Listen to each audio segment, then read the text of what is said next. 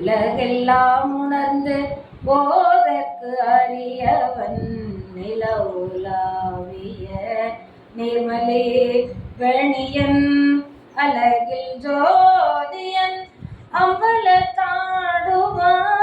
மலசிலம்படி வாழ்த்தி வணங்குவான்.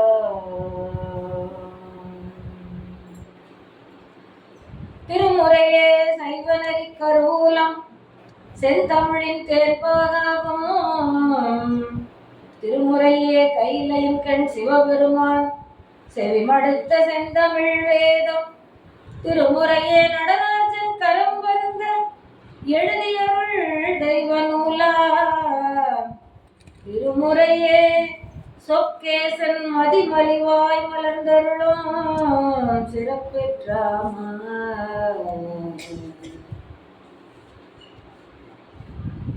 தில்லைவாழந்தனதம் அடியாக்கும் அடியே திருநீலகண்டத்து புயவனார்க்கடியே இல்லையே என்னாத என் பகைக்கு கடியே இளையாந்தன் குடிமாறன் அடியார்க்கும் அடியே வெல்லுமா மிக வல்ல மெய்ப்பொருளுக்கடியே விரிபொழில் சூழ் குன்றை எந்தார் விரல் மண்டற்கடியே அல்லிமென் முல்லை எந்தார் அவர் நீதிக்கடியே ஆரூரன் ஆரூரில் அம்மானுக்காளே.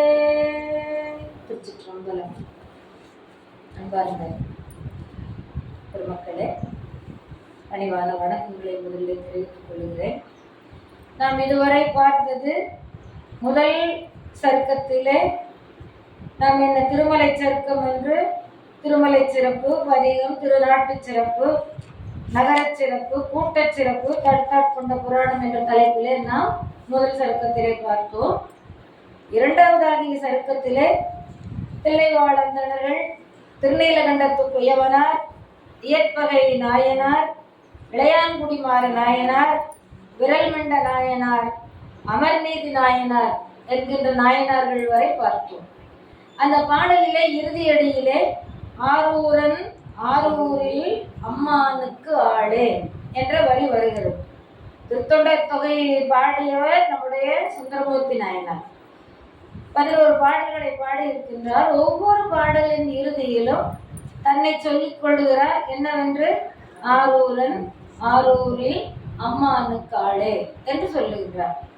ஒவ்வொரு பாட்டிலும் இதை சொல்லுவதனாலே நாம் இந்த முதல் பாட்டிலே ஆரூரனை பற்றி பார்த்து சுருக்கமாக, மிகச் சுருக்கமாக பார்த்துவிட்டு மேற்கொண்டு செல்லலாம். ஏனென்றால் இவருடைய வரலாறு நம்முடைய தடுத்தாட்கொண்ட புராணம் வரையிலும் கொஞ்சம் பார்த்தோம். பின்னாலும் வெள்ளானை சருக்கம் முதலாக வரப்போகிறது. இடையிலேயும் சேரமான் பெருமாளோடு கூட வரும்போது வருகின்றது. ஒவ்வொரு நாயனாருடைய வரலாற்றிலும் சொல்லும் பொழுது இறுதி பாடலாக சுந்தர பெருமானை பற்றிய பாடல் வருகிறது. எனவே இந்த வரிக்கு இந்த நிலையிலே பார்த்து விட்டோமானால் திருத்தொண்ட தொகையினுடைய ஒவ்வொரு பாடலிலும் மகுடமாக அமைகின்ற இந்த வரிக்கு ஒவ்வொரு பாடலிலும் பார்த்தது போல் ஆகிவிடும் என்பதனால இப்போது இதை நாம் பார்க்கலாம். ஆரூரன் ஆரூரில் அம்மானுக்கு ஆளு. ஆரூரன் என்பது சுந்தரர் பெயர், சுந்தரமூர்த்தி நாயனாருடைய பெயர். ஏனென்றால் அவருடைய பெற்றோரிட்ட பெயர். திருவாரூரிலே இருக்கின்ற காரணத்தினாலே, பிறந்த காரணத்தினாலே ஆரூரன் என்று பெயரிட்டு அவருடைய பெற்றோர்கள் வழங்கி வந்தார்கள். ஆரூரில், அந்த திருவாரூரில் எழுந்தருளி இருக்கின்ற அம்மானுக்கு, பெருமானாகிய சிவபெருமானுக்கு ஆளே, ஆட்பட்டவர். எப்போதிருந்து? தங்களுடைய மூதாதையரிலிருந்து. பழ அடிமை, முது அடிமை என்று சொல்லுவார்கள். பழ அடிமை, வழி வழி அடிமை என்று சொல்லுவார்கள். அதுபோல இவருடைய அப்பா அம்மா, அவருடைய பாட்டன் பாட்டி, போட்டன் போட்டி என்கின்ற அளவிலே காலகாலமாக அடிமையாக அவருக்கு, இறைவனுக்கு ஆட்செய்கின்றவர். இறைவனுக்கு எந்த தொண்டு செய்தாலும் அவர் ஆட்கொண்டால் தான் அந்த தொண்டு செய்ய முடியும். நீங்க எல்லாம் வந்து கேட்குறீங்கன்னா இறைவனுடைய திருவருள் உங்களை ஆட்கொண்டதுனால இங்க வந்து உட்கார்ந்து நம்ம கேட்க முடிகிறது. எத்தனை பேர் இருக்கிறாங்க இப்போ இந்த சுற்று வட்டாரத்துல எடுத்துக்கோங்க, எல்லாராலும் வந்து கேட்க முடியுதா? எல்லாத்துலயும் கலந்துக்க முடியறது இல்லை. ஒவ்வொருவருக்கும் ஒவ்வொரு பணி நிமித்தம் இருக்கும். அப்படியே சரி ஓய்வுல இருக்கிறவங்க வந்து உட்கார்றாங்களா அவங்களுக்கு ஏதோ பணி வச்சிருப்பாங்க. அதனால இறைவன் திருவருள் இருந்தாதான் இதை நம்ம வந்து கேட்க முடியும். அப்போ இறைவன் நம்மை ஆட்கொண்டால்தான், அவனுக்கு நாம் ஆட்பட்டால்தான் இந்த மாதிரியான பக்த நிலைகள் எல்லாம் நமக்கு கை கூடி வரும். இறைவனுடைய அருள் நமக்கு எப்பொழுதும் துணையாக இருந்து கொண்டு வரும். இறைவன் நமக்குள்ளே எழுந்தருளி இருந்து நம்மை நடாத்துகின்றான் என்பது முழுக்க முழுக்க இயற்கையான ஒன்று. சிலருக்கு தெரிகின்றது, பலருக்கு தெரிவதில்லை. அது ஏன்? அவரவர்களுக்கு அந்த பக்குவ நிலை வரும் பொழுது அவரவர்களுக்கு இறைவனே முன்னின்று உணர்த்தி விடுகிறார். இல்லை, இவருக்கு இந்த காலம் வந்து விட்டது, இதுவரையிலும் அவர் உணரவில்லை, நாம் சென்று உணர்த்துவோம் என்று இறைவன் ஏதேனும் ஒரு நிகழ்வை வைத்து அதன் மூலமாக நம்மை வந்து ஆட்கொள்வோம். அப்படி ஆளே என்று சொல்லுகின்றார். நான் இறைவனுக்கு என்றும் ஆட்பட்டவன், எஜமானன் இறைவன், நான் அவருக்கு பணி செய்பவன், பணியாளர் தான் அப்படின்னு சொல்லி நம்ம எடுத்துக்கணும். அதனால இவர் நம்பியாண்டார் நம்பி என்ன பாடுகிறார்? சுந்தர பெருமான் இப்படி ஒரு வகை ஒரே வரியிலே தன்னை பற்றி சொன்ன பிறகு நாம் பார்த்திருக்கின்றோம் என்னவென்று. சுந்தர பெருமான் ஒரு வரி பாடியது, நம்பியாண்டார் நம்பி அதை தொகுத்து 4 வரி முதலாக 2 பாடல் 3 பாடல் என்று 12 வரி வரையிலும் பாடியிருக்கிறார். அதற்கு பிறகு நம்முடைய சேக்கிழார் ஒரு பாடல் முதலாக 4 பாடல்கள் வரையிலும் அதை பாடி சென்றிருக்கின்றார். அது மட்டுமல்ல, 1000 சொச்சம் பாடல்கள் ஞான சம்பந்தருக்கே பாடியிருக்கின்றார். ஆகையினால அதை முதல் பாடியிருக்கிறது சுந்தரருடைய வரி தொகை என்றும், அதை ஒட்டி நம்பியாண்டார் நம்பிகள் பாடியதை வகை என்றும், அதற்கு பிறகு அதை ஒட்டி சேக்கிழார் பாடியதை விரி என்றும் சொல்லுகின்றோம். தொகையாக நூல் பாடியது சுந்தரர், அது வகைப்படுத்தி நூல் பாடியவர் நம்பியாண்டார் நம்பி, அதை விரித்து நூல் பாடியவர் சேக்கிழார் என்று நாம் வைத்திருக்கின்றோம். அதுல வகையாக பாடியிருக்கின்றார் நம்முடைய நம்பியாண்டார் நம்பிகள். அவர் பாடிய பாடலை பார்ப்போம். என்னவென்று, தொழுதும் வணங்கியும் மாலையன் தேடரும் ஜோதி,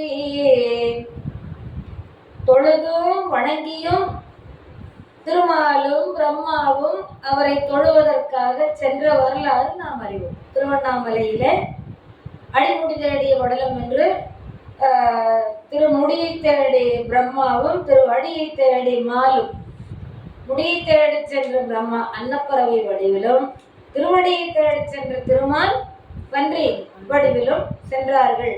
ஆனாலும் காண முடியவில்லை என்று நாம் பார்த்தோம். ஆனால் பெருமானுடைய திருமுடியில இருந்து விழுந்த ஒரு பூவை, செண்பக பூவை, தாழம்பூவை அந்த பிரம்மா பாதியிலே கை கொண்டு, நீ எனக்கு சாட்சி சொல்ல வேண்டும், நான் இறைவனுடைய முடியை கண்டுவிட்டதாக என்று சொல்லி வேண்டி கேட்கின்றார்.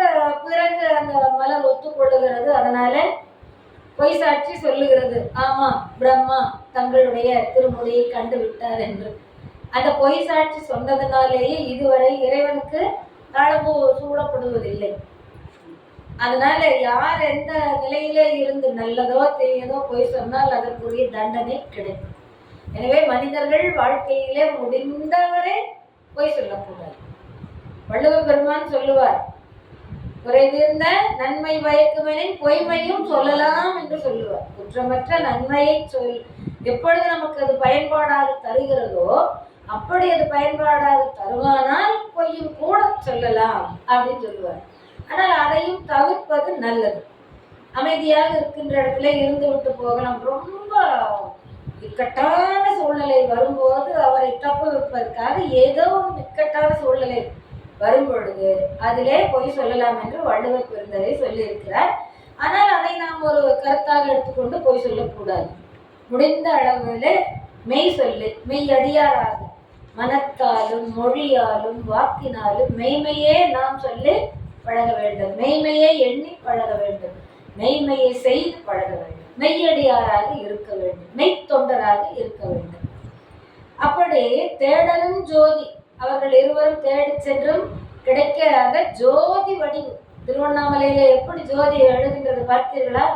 அது ஒரு 11 நாளைக்கும் அந்த கார்த்திகை ஜோதி கிட்டத்தட்ட ஒரு 150 கிலோமீட்டர் வளாகத்திற்கு அது தெரிகிறது என்கின்றார்கள். அப்படிப்பட்ட ஜோதி சென்றாங்கு எழுதும் தமிழ் பழ ஆவணம் காட்டு. இவர் போறார், சுந்தரர் போய் நிற்கும் போது அவர் எடுத்து காட்டுறார். கல்யாண கோலத்திலே அமர்ந்திருக்கின்றார்கள் சுந்தரர் தன் வந்திருக்கின்ற மணமகளோடு கல்யாண கோலத்திலே மணவரையிலே அமர்ந்திருக்கின்றார்கள். அப்பொழுது சிவபெருமான் சென்று மாறு வேடத்திலே அந்தனர் வேடத்திலே சென்று தன் மடியிலே வைத்திருந்த ஒரு ஓலையை எடுத்து காட்டி, இங்கே பார், இந்த ஓலை சொல்லுகிறது நீ எனக்கு அடிமை என்று.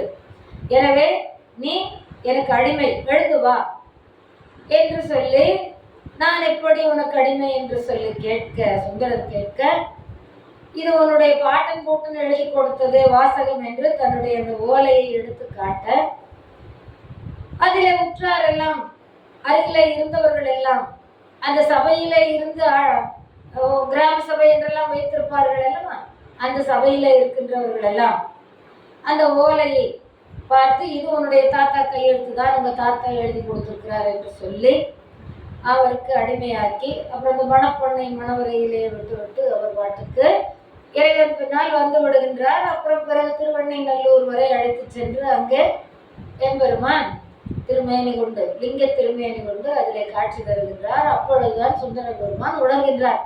இது வெகு சுருக்கமாக நான் சொல்லிவிட்டேன். பின்னால் இந்த வரலாறு முன்னாலேயும் பார்த்தோம், பின்னாலும் அது அவருடைய வரலாறு வரும்போது பார்க்கலாம். அப்படி ஆட்கொண்டவர். அதிலே கூட ஒரு ஓலையை எடுத்து முதலிலே கொடுக்கிறார் பெருமான். உடனே வாங்கி கோபத்திலே சுந்தரர் அதை கிழித்தறுத்து விடுகிறார்.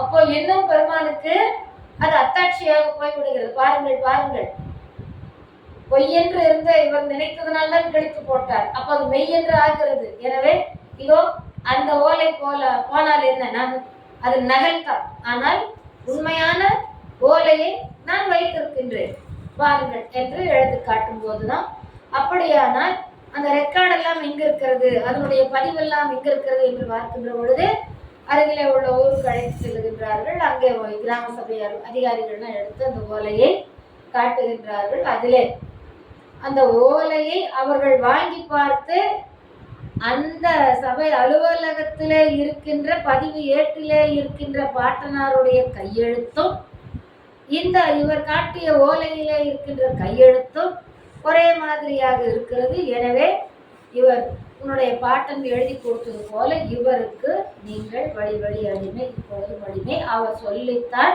எல்லாவற்றையும் நீங்கள் செய்ய வேண்டும். எனவே அவரை கேட்காமல் நீங்கள் எதுவும் செய்யக்கூடாது, போங்கன்னு அனுப்பிச்சிடணும்.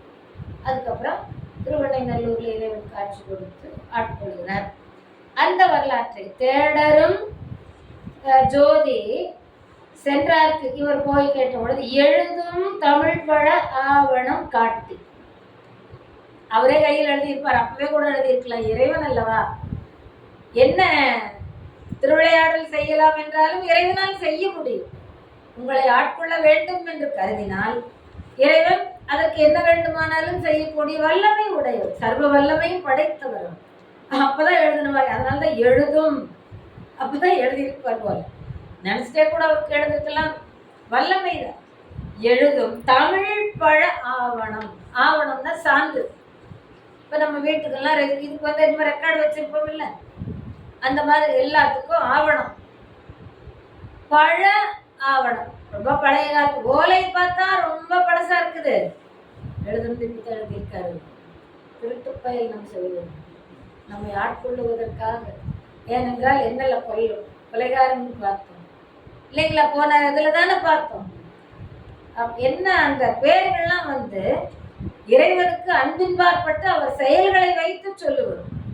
வேட்டைக்காரன் ஒரு இடத்துல, குதிரைக்காரன் ஒரு இடத்துல, சேவகன் ஒரு இடத்துல, இப்படி பெயர் வருகிறது அல்லவா. அந்த மாதிரி இங்க நம்ம அன்புக்காக சொல்லிக்கிறோம். அப்பதான் எழுதியிருக்காரு. ஆனா காட்டுகின்ற ஓலை ரொம்ப பழசு. இப்போ ஓலைச்சுவடி அவங்க வீட்டுல வச்சிருந்தீங்கன்னா உங்களுக்கு அது பார்க்கலாம், ரொம்ப பழசா இருக்கும். இவர் அப்பதான் எழுதியிருக்காரு. எதுல எழுதியிருக்காரு? தமிழ், தமிழ் பழ ஆவணம் காட்டு. அப்ப இறைவன் தமிழில் தான் எழுதியிருக்கிறார் புரிகின்றது. அப்ப தமிழ் எவ்வளவு பழமை உடையது. சிவபெருமானே தலைமை தாங்கி தமிழ் சங்கம் வைத்து முதற் சங்கத்தை நடத்தியவர் என்ற வரலாறுகள் உண்டு. 3 சங்கங்கள் வைத்து தமிழ் வளர்த்த பெருமை மதுரைக்கு உண்டு. அதிலே முதல் சங்கத்திற்கு தலைவராக பெருமானே சிவபெருமானே இருந்து நடத்திய ஒரு தகைமை படிச்சுட்டு, அப்படி தமிழால் எழுதிய அந்த பழைய சான்று அகச்சான்றாகி அந்த ஓலையை காட்டி, எனக்கு உன் குடி முழுதும் அடிமை வந்து ஆட்சி. எல்லாரும் சொல்லி ஓலையை காட்டியாச்சு, எல்லாரும் ஒத்துக்கிட்டாங்க, ரெஜிஸ்டரையும் வச்சு பொருத்தி பார்த்தாச்சு. ஆக எனக்கு நீ மட்டுமல்ல, உன் குடி முழுதும், உன்னுடைய குடியில உன் அப்பா, உன் தாத்தா, பாட்டன், கூட்டன் என்று பரம்பரை பரம்பரையாக உன்னுடைய குடி முழுதும் எனக்கு அடிமை, என்னுடைய அன்புக்கு அடிமை. எனவே நீ வந்து ஆட்சி, நீ வந்து வேலை செய், எனக்கு ஆளாக வா. இதெல்லாம் இறைவனுடைய வாசல், இதெல்லாம் இறைவன் பேசுகின்ற மொழி. அது நம்ம மனசுல எழுதிக்கணும். ஏன்னா அந்த மொழி இப்ப பாருங்க, எனக்கு நீ அடிமை, உன் குலம் முழுதும் அடிமை, வந்து ஆட்சி அப்படின்னு இறைவனுடைய வாசகத்தை நம்ம மனசுல சொல்லி பாருங்க, நம்மளை கூப்பிடுற மாதிரி இருக்கு. அப்ப நாம இறைவனுக்கு ஆட்பட்ட மாதிரி இருக்குமில்ல, நமக்குள்ள ஒரு அந்யோன்யம் வரும்.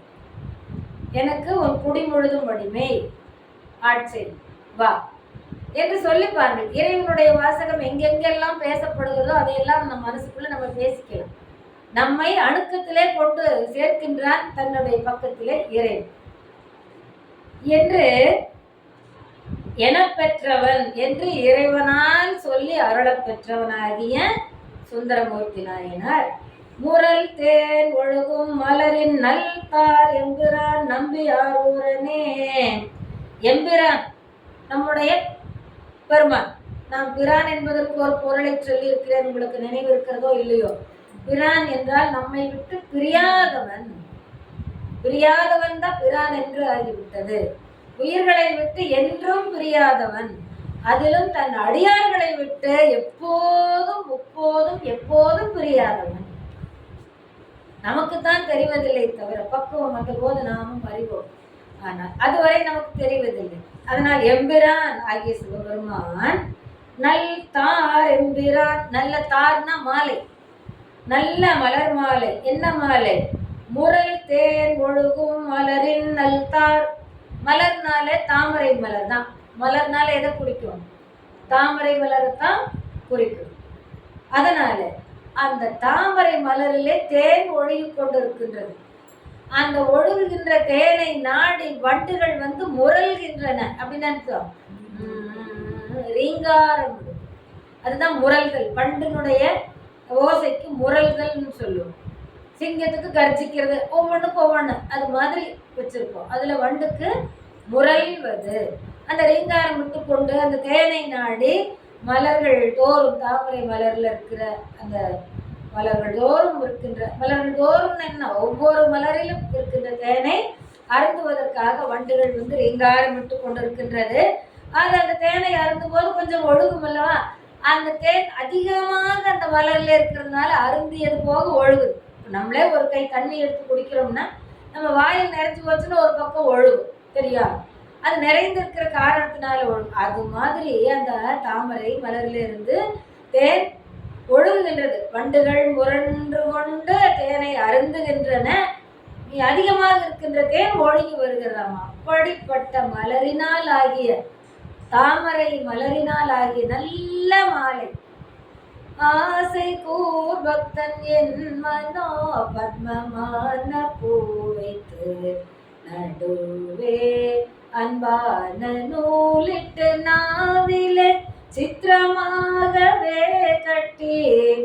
அப்படி அந்த நல்ல தாமரை மலர்களை குஞ்சம் மாதிரி ஒரு மலரை வச்சு 2 பக்கமும் மலர்களை அழகாக தொடுத்து, நல்ல மலரிலும் நல்ல மலர், தொடுப்பதிலும் நல்ல தொடுப்பு. அப்படிப்பட்ட மாலையை அணிந்த எம்புரான், அப்படிப்பட்ட மாலையை அணிந்த எம்புரான், அவருடைய நம்பி, அவருடைய உரிமையாளர், நம்பி, அழகன், ஆண் அழகன். ஆண்களுக்கு நம்பி என்று சொல்லுவோம், ஆண்களிலே சிறந்த அழகன். அந்த நம்பி ஆரூரனே, அப்படிப்பட்ட இறைவனுக்கு ஆரூரன் முழு அடிமையார். நம்பி ஆரூரன் என்பது அவருடைய பெயர். அங்கே நான் ஆரூரில் எழுந்தள்ளி இருக்கிற ஆண்டவனுக்கு பெயர் நம்பி ஆரூரன், ஆண்டவனுடைய பெயர் தான்.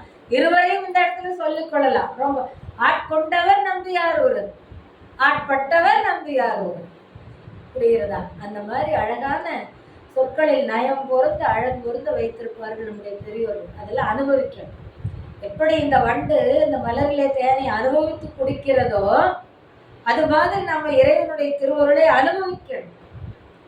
தினைத்தனை உள்ளதோர் பூவினில் தேன் உண்ணாதே, நினைத்தோறும் காண்தோறும் பேசுந்தோறும் எப்போதும் அனைத்து எலும்பு உள் நெக ஆனந்த தேன் சொரியும் குனிப்புடையானுக்கே சென்று ஊதாய் போத்தும்பி.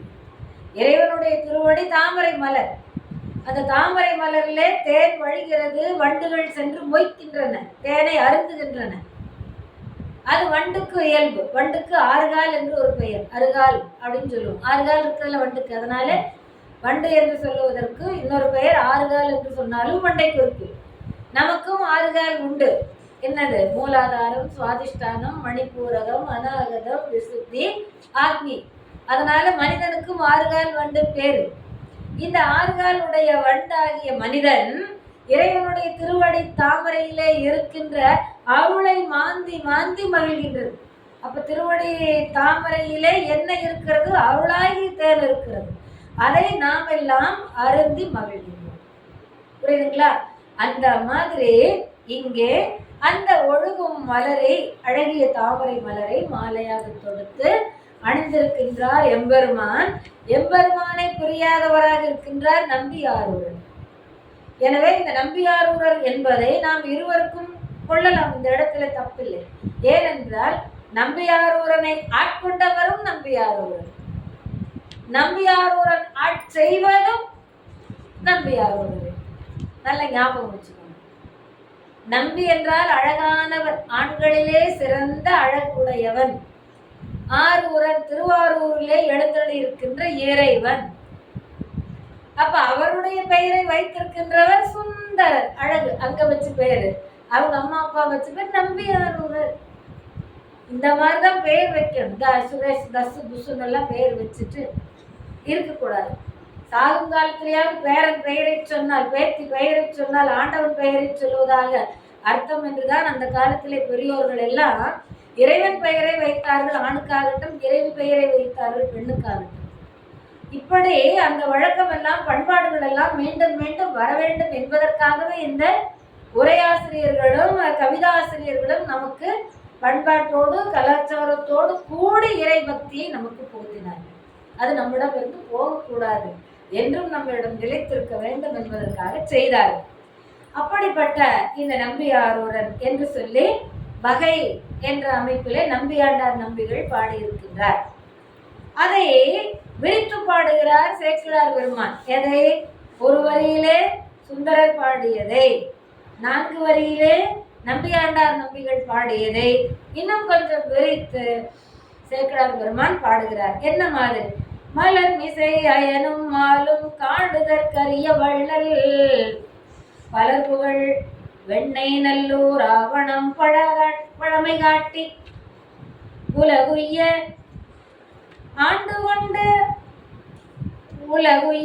கொள்ள பெற்றவர் பாதம் முன்னே தலைமிசை வைத்து வாழும் தலைமை நம் தலைமையாகும். அதே கருத்து, அதே செய்திகள், ஆனால் இன்னொரு வகையை தன்னுடைய தன்மையை புகுத்துகின்றார். மலர் மிசை அயனும் மாலும். இப்ப அவர் என்ன தொழுதும் வணங்கிய மாலைன்னு சொன்னாரு நம்பியாண்டார் நம்பி. இவர் மலர் மிசை எழுந்தொழி இருக்கின்ற தாமரை மலரில் எழுந்தொழி இருக்கின்ற பிரம்மாவும், தாமரை மலரில் எழுந்தொழி இருக்கின்ற திருமாலும், காணுதற்கரிய வள்ளல், காணுதற்கு அரியவன். அவங்க 2 பேரும் போய் ஜெயலட்சுமி அம்மா பார்க்கலன்னு போறாங்க. ஆனா ஜெயலட்சுமி அம்மா அவங்களால பார்க்க முடியல. அப்போ என்ன பண்றாங்க ஜெயலட்சுமி அம்மா? அப்போ இவங்க என்ன செய்யறாங்க? 2 பேரும் போறாங்க. ஒருத்தர் முடியை தேடி போறார், இன்னொருத்தர் அடியை தேடி போறார். முடியை தேடி போறவங்க யாரு சொல்லுங்க? ஜெயலட்சுமி சொல்லுங்க. பிரம்மா. அடியை தேடி போறவங்க யாருமா? பெரியநாயகிமா, பெருமாள். இவங்க ரெண்டு பேரும் போயிட்டு என்ன பண்ண முடியல? காண முடியல. ஆனால் அப்படி காண்பதற்கரிய இறைவன் என்னவாக இருக்கிறார்? அடுத்து சொல், வள்ளல்னு போடுறாரு. நினைப்பவர்களுக்கே நினைத்ததை கொடுக்கக்கூடிய ஒரு வள்ளல்.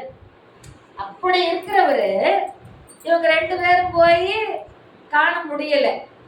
அரிதானவர். அப்போ ஒரு தந்தை எங்கெங்கே கடிய வேண்டுமோ அங்கெங்கே கடிந்து, எதை எப்போது கொடுக்க வேண்டுமோ அப்போது கொடுத்து கண்டிப்போட வளர்க்கிறவர் தந்தை.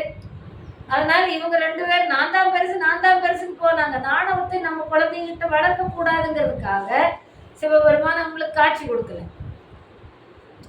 ஆனால் அவர் எப்படிப்பட்ட ஒரு வள்ளல்? யார் என்ன கேட்டாலும் சரி, கேட்கறதுக்கு முன்னாலேயே அவங்க நினைச்சதை கொடுக்கிறவராகிய வள்ளல். கேட்டதை நினைச்சதை வேணுங்கிற அளவுக்கு கொடுக்கிறவர் தான் வள்ளல்னு பேர். இவர்களுக்கு காணம் அறிவதாக இருந்து விட்டார். ஏன்? அவர்கள் கொண்ட ஆணவம். இவர் நான் தான் தலைவன்கிறார், இவர் நான் தான் தலைவன்கிறார். இந்த ஆணவம் நம்முடைய குழந்தைகளுக்கு வரக்கூடாது, நல்ல முறையிலே குழந்தைகள் வர வேண்டும் என்பதற்காக ஒரு தந்தை அவர்களுக்கு காண்பதற்கு அரியவராக இருக்கின்றார். ஆனால் அவருடைய இயல்பு எப்படி? வள்ளல் தன்மை. குழந்தைகளிடம் என்ன வேணுமோ கேட்டு வாங்கி தந்துடுவார். அப்பா செல்லமும் கொடுப்பாரு.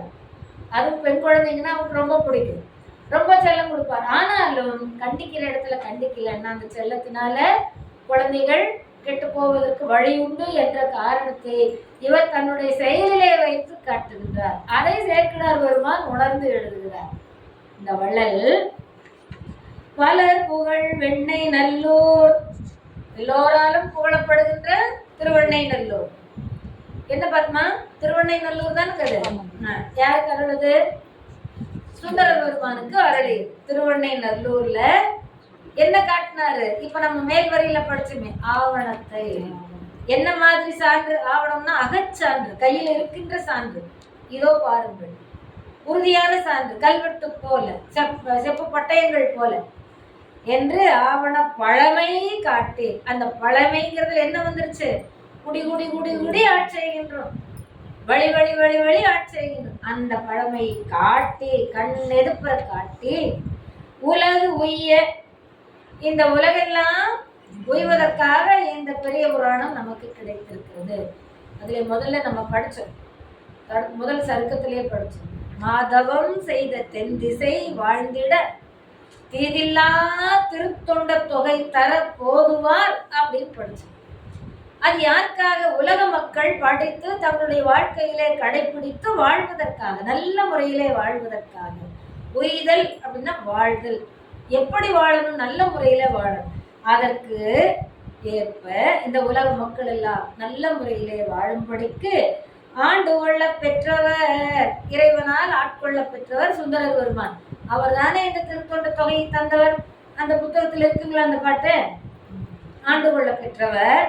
இங்க பாருங்க, பாதம் முன்னே இறைவனால் ஆட்கொள்ள பெற்றவர் சுந்தரர். அவருடைய பாதத்தை நினைத்து, ஆண்டவருடைய பாதமா அடியாருடைய பாதமா? இங்க யார் சொல்றாங்க? சுந்தரர் பாதம், அடியார் பாதம். பாருங்க, நல்லா கேளுங்க. ஆவண பழமை காட்டி உலகு உய்ய ஆண்டு கொள்ள பெற்றவர் யாரு? உலக மக்கள் எல்லாம் உய்யும்படி ஆட்கொள்ள பெற்றவர் யாரு? சுந்தரமூர்த்தி நாயனர். அவர் பாதம் உன்னி, அவருடைய திருவடியை நினைந்து, உண்ணுதல் என்றால் நினைத்தல், நினைந்து எங்க வைக்கணும்? அவர் திருவடி தலைமிசையை வைத்து, அவருடைய திருவடியை நம் தலைமிசை வைத்தால், தலைமிசைனா மேல், நம்முடைய தலைமேல் வைத்தால் இறைவனையுடைய திருவடியை நம் தலைமேல் வைத்து வணங்குவதற்கு ஒப்பாகும். எனவே சுந்தர பெருமானுடைய ஆரூரருடைய திருவடியை நம் தலைமிசை தலைமேல் வைத்து வாழும் தலைமை, வாழ்கின்ற முதன்மை நமக்கு தலைமையே ஆகும். அதுதான் நமக்கு வாழ்வுல தலைமை, அதுதான் சிறந்த வாழ்வு என்று சொல்லி யார் சொல்றாங்க? நமக்கு சேக்கிழார் பெருமான் சொல்லுகின்றார்.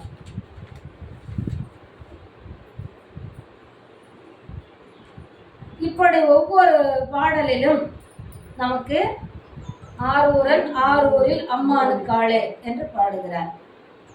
சுந்தரின் சரிதை பற்றி கூற தொடங்கிய ஆசிரியர் நம்பியடிகளின் துதியாக இந்த மாதிரி வைத்து மகுடமாக சொல்லுகின்றார். இந்த மகுடமாக அமைந்துள்ள நிலையிலே திருவாரூரில் எழுந்தருளி இருந்தருளும் அம்மானாகிய இறைவனுக்கு ஆரூரன் அடிமையே. ஆரூரன் இறைவனுக்கு ஆளாகிய ஆரூரன் என்கின்ற யான் தில்லைவாழ் அந்தணர் முதலாக சொல்லப்பட்டுள்ள அடியார்களுக்கு தனித்தனி அடியனாவேன். ஒவ்வொரு அடியாருக்கும் நான் தனித்தனியாக அடியனாவேன். இறைவனுக்கு ஆளாகும் தன்மை உடையவர்களுக்கே அடியவர்களுக்கு ஆளாகின்ற பேர் கிடைக்கும். இறைவனுக்கு நாம் அன்பு செய்யவில்லை என்றால் அடியார்களிடம் நாம் அன்பு செலுத்த முடியாது. இப்ப இறைவனை ஒட்டித்தானே நாம் எல்லோரும் கூடியிருக்கின்றோம். இறைவன் புகழ் பாட வந்த இடத்திலே தானே நாம் ஒவ்வொருவரையும் ஒவ்வொருவர் கண்டு கொண்டுள்ளோம். அப்பதான் நமக்கு பழக்கம் ஆச்சு. அப்ப நீங்க என்னுடைய சகோதரி, நீங்க என்னுடைய சகோதரி, நீங்க என்னுடைய சகோதரி. இந்த நட்பு, இந்த உறவு யார் மூலம் நமக்கு கிடைத்தது? ஆண்டவன் மூலமாக நமக்கு, சிவபெருமான் மூலமாக நமக்கு கிடைத்தது.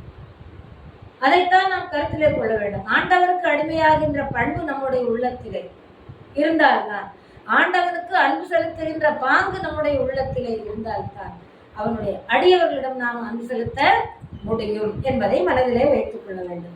இந்த திருவாரூரிலே அவருக்கும் தமக்கும் உள்ள முன்னை தொடர்பு, சுந்தரருக்கும் இறைவனுக்கும் உள்ள முன்னை தொடர்பு, இப்போது உள்ள தொடர்பு, அவர் முன்னிருந்த தொடர்பிலே ஆட்கொண்டது, இப்போது இருக்கின்ற தொடர்பிலே ஆட்கொள்ளுவது எல்லாமே இந்த பழமை அப்படிங்கிற சொல்லல வச்சு சொல்லிட்டார். அந்த சொல்லுக்கு அவ்வளவு நயம். அதுக்கு அம்மான் அப்படின்னு சொன்னார் இல்லைங்களா? அம்மானுக்கு ஆளு. இப்ப யார சொல்லுவோம் நம்ம? எங்க அம்மான். உறவு நெருக்கமா இருந்தாதான் சொல்லுவோம். அப்படி சிவபெருமானை விட்டு அகலாதவராக அணுக்க தொண்டு செய்து கொண்டிருந்தவர் சுந்தரர். அவருடைய நிழலே தான் சுந்தரராகி வந்தது. சிவபெருமானுடைய அந்த உருவமை கண்ணாடியிலே பார்த்தபோது ரொம்ப அழகா தெரிஞ்சுன்னு சுந்தரா வா என்று அழைத்தார். அந்த உருவம் சுந்தரராக வந்தது. அந்த சுந்தரர் தான் மண்ணுலகிற்கு வந்தார். மண்ணுலகிற்கு வருவதற்கு ஒரு காரணமாக காதல் மாதர் மேல் மனம் போக்கினார் பூங்காவனத்தில். இவரும் பூக்கொய்ய செல்லுகின்றார். சங்கிலியாரும் பரவினாச்சியாரும் அமிர்தவல்லி சுந்தரவல்லி என்று அந்த கால பெயர். அவங்க ரெண்டு பேரும் அங்கே வருகிறார்கள். அவர் காதலோடு நோக்குகிறார். அதை ஆண்டவர் அறிந்து கொள்ளுகின்றார். உடனே நீ காதல் மாதர் மேல் மனம் போக்கினாய் என்பதனாலே பூலோகம் சென்று உன்னுடைய ஆசை தீர நீ அனுபவித்து விட்டு பிறகு நீ வா என்று அனுப்பிச்சிருக்க. அப்பதான் அவர் வேண்டாரு, சுவாமி நான் அங்க போனா மண்ணுலகத்துல மயங்கி போயிடுவேன், உரிய நேரத்துல என்னை வந்து தடுத்தாட்கொள்ள வேண்டும் கேட்டார். அப்படி அம்மானுக்கு ஆளே. அம்மான் யாரு? அந்த நெருக்கமான உறவு. அத்தனை எல்லாம் செய்ததனாலே அவர் இந்த நெருக்கமான உறவை சொல்லுவதற்கு, அன்பை சொல்லுவதற்கு அம்மான்கிற சொல்லி சொன்னாருங்கிறதுக்கு அந்த ஒரு விளக்கத்தை சொல்லி இருக்கிறார். ஆள், இவன் எனக்கு ஆள் என்று இறைவனே நம்பிகளை வழக்கிட்டு ஆளாக கொண்டான். அதனால் ஆள் என்கிறார். ஆண்டவனே வந்து நம்மை ஆட்கொள்ளுவது எப்படி செய்யாம நாம் போய் ஆண்டவர்கிட்ட வேண்டி இருப்பது எப்படி? ஏது சிறப்பு சொல்லுங்க பார்க்கலாம்.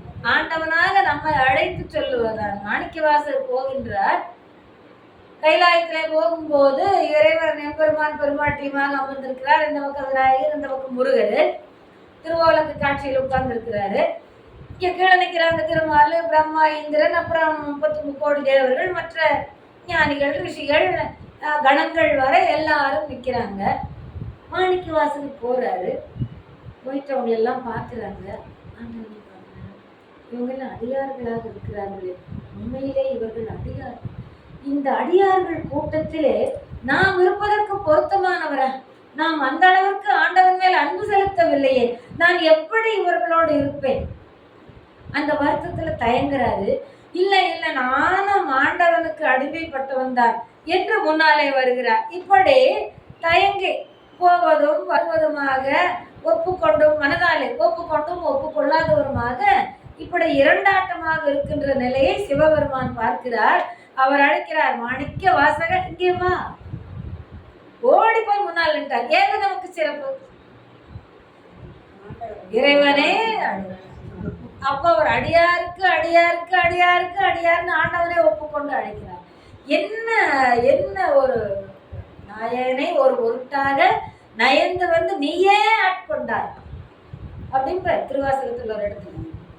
அப்ப என்ன மாதிரியான ஒரு நிலைமை பாருங்க. அது போல இறைவனே சுந்தர பெருமானே நீ எனக்கு ஆள் என்று ஆட்கொண்டார்.